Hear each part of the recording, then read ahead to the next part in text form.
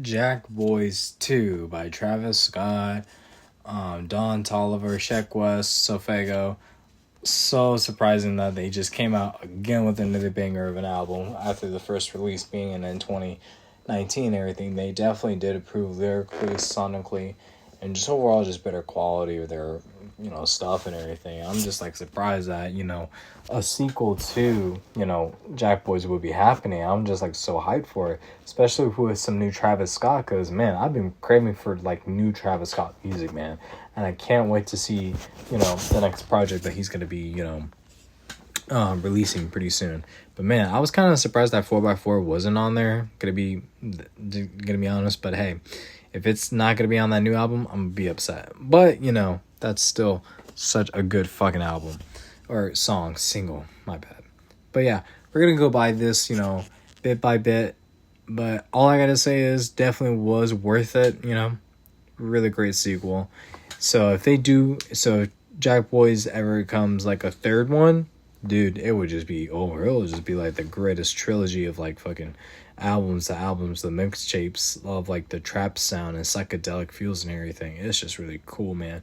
Because Champagne and Valkyrie, love the intro. It was just really nice. Well, we gotta talk about JBL because JB2 because I love how throughout the whole album was just basically a Joe Budden like podcast, like just talking through almost like all of it, because there are some bits like at the end of some songs, like in the beginning or end, talking just Joe Budden just talking about some shit. But that intro was just the Champagne and Valkyrie. I don't know if I'm saying that right, but the intro was just so fucking nice, man. It was so delicate, and like the scream caught me off guard, but like it was just worth it because that build up was pretty nice and pretty intense. And then Travis and Don Tolliver, or Donnie, I'm gonna call him Donnie for Don for sure, was really nice, dude. They just brought that energy up, man. It was just so high, and the beat was just so fucking amazing. It was just so on point. And like that's the thing between these two, like they just know how to just get the crowd and just like the feeling going like inside of you, and I just love that so much. 2000 Excursion was just so cool, man. The best part was the transition between the three collaborators, with Travis to Don to Sheck West. They all perform so great lyrically, and again, that production was just the best highlight in the 2000 Excursion, man, because between them was just like so effortlessly, and I love that so much of it, man. I just want more of that, man. That production was just so on point. Kick Out was so perfect, or is perfect. Like the perfect beat selection and everything, and the verses from Travis was just so fucking great, man. My only complaint was the 21 Savage feature. So this is before I found out that Travis updated it. So before, 21 Savage had so many ad-libs throughout the whole fucking song, and I didn't mind it if only he had verses to drop. But it wasn't the case because he didn't have any verses. So it just kind of grew frustrated on me, and it just would have been better if he had verses or just not been in the song at all. But Travis did update the song, and he has less ad-libs, so I'm okay with that. That's kind of like a missed opportunity, because like, man, it's just one of those Travis Scott songs that he just starts off in this one beat of production, and then it just switches up halfway, and it just goes harder and harder, like almost like a rush adrenaline type of production that happens in like the second latter half of the song, like he usually does. But man, that 21 ad-libs was just such a waste, because he could have just brought so much like energy like with verses or something. So really missed opportunity. Dumbo goes really hard, man. Travis just nails everything with those beats, and with his lyrics too. It was just so great. M3, Sofego sounds like Cardi. I ain't gonna hold you on that, but I can understand what he's saying a little bit better than Cardi. But he took me off surprise of how he's just sounded and everything. But like other than that, like I dig the dude on this album. He just sounds really nice, really clean, in my opinion. I can understand him, which is a plus, because some rappers just like to not make sense and just give you like a type of experience without understanding it. So it's kind of weird. Velour, the beat was a little bit wonky, but also transparent in and out. Sheck West and Donnie really fucking killed it, man. And I just, again, oh, dude, like, that was just amazing, dude. Like, I cannot express how great that production is in that fucking song with Don and Sheck just going at it, man. It was just so in and out, and the switches between their dynamics was just so fucking juicy, man. It was just so flawless with no fucking crumbs left behind, man. Contest, I like this one so much, man, because it has like a video game type of feel. Like with this production, it just sounded like something that you would hear in a video game soundtrack, but in a good way, though. I'm not saying like it's a bad thing, but Travis and Sophia Go really goes back and forth, and it has like a braggadocious type of feel, but it really didn't feel like a braggadocious. But like, he's been winning, I'm loving, ain't no contest, like that's pretty braggadocious. But at the same time, it was just so uplifting. At the same time, it was just so fucking cool just to hear Travis go a little bit higher than where he's not used to with, like, you know, the autotune and everything. But it was just fucking great to hear Travis like go that far in range of how he's putting his fucking voice. I Love My Bitch was really nice. I did, you know, listen to the single before it was put onto this album. I really dig the song performance between him, Sheck, and Travis, but I gotta give it to Sheck West more because, man, his inclusion on the song was just so fucking dope, man. I wouldn't even care if Travis wasn't on it, but like with that transition for Travis's verse was just so effortlessly that man, he really just killed it with his verses there. I can barely breathe. Where Was You? This is the best fucking song and the highlight of the fucking album. Like, I've been listening to this and Kick Out the most because, dude, Kick Out was just so, it was already leaked, so it was already there.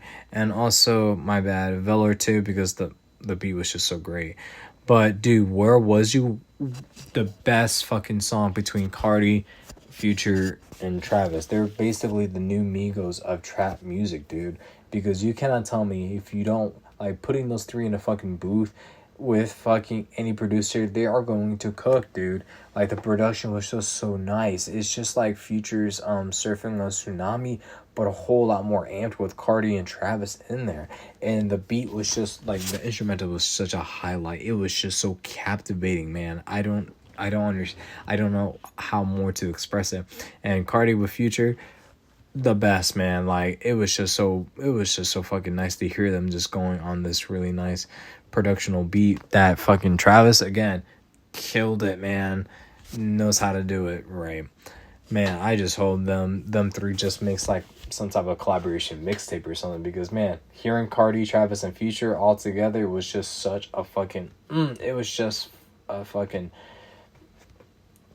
eye candy or something, man. It was just, man, if I can recommend one of the best songs in this album, definitely that one. Best highlighted one in that fucking album. No Comments has such a good music. I didn't like how Don's voice is on here. Like, I know he uses autotune or he has his voice pitched a little bit, but I really did not like how he just sounded on here. Production and everything was just good. I just didn't like how Don really sounded. It kind of ruined a little bit of my immersion, but I do know he has like much more high vocals, but it's just like the way he put it on here, it just did not sound right to me. I didn't like it that much, but production and everything was really good, and this verses was really good. I just didn't like how he sounded on there.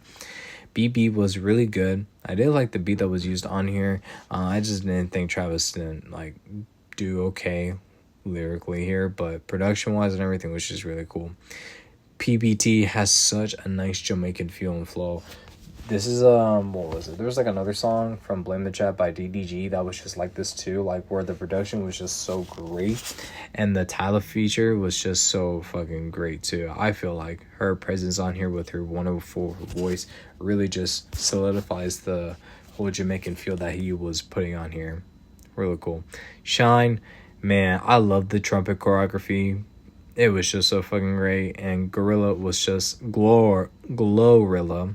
Let me be specific here, was the best on here. Such a good feature. Glorilla has been such a nice feature lately for the projects like with Lil Baby and Tyler's projects, and with Travis, it was just fucking amazing how she fucking slid in there, man. And especially her verses with like swallowing her kids that they call like Amber Alert. It was just so fucking out of pocket, but it was just like, man, she just said that so effortlessly too.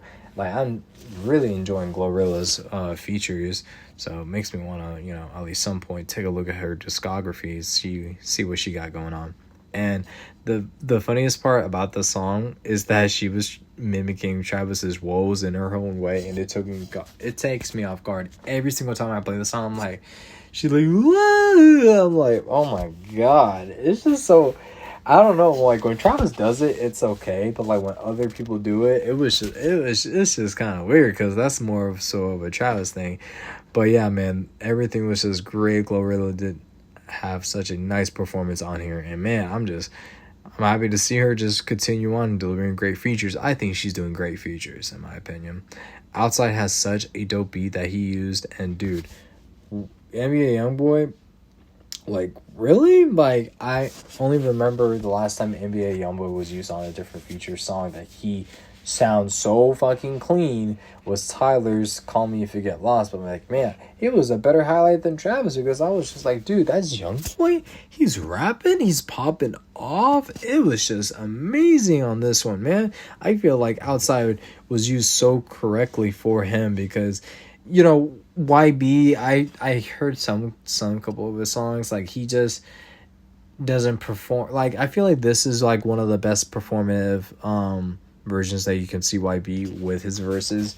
Like, I know he would just rap like pretty much anything that's like his addiction or something like that. Like, I heard good YB songs and I heard bad YB songs, and I hear good YB features, and this is one of the good YB features. Haven't heard like a bad NBA YoungBoy feature yet, so you know, I'm in a good clearance of like how I'm looking at him. But like, man, he just fucking took me off guard again. Travis just knows how to use like the people that he's collaborating with so great.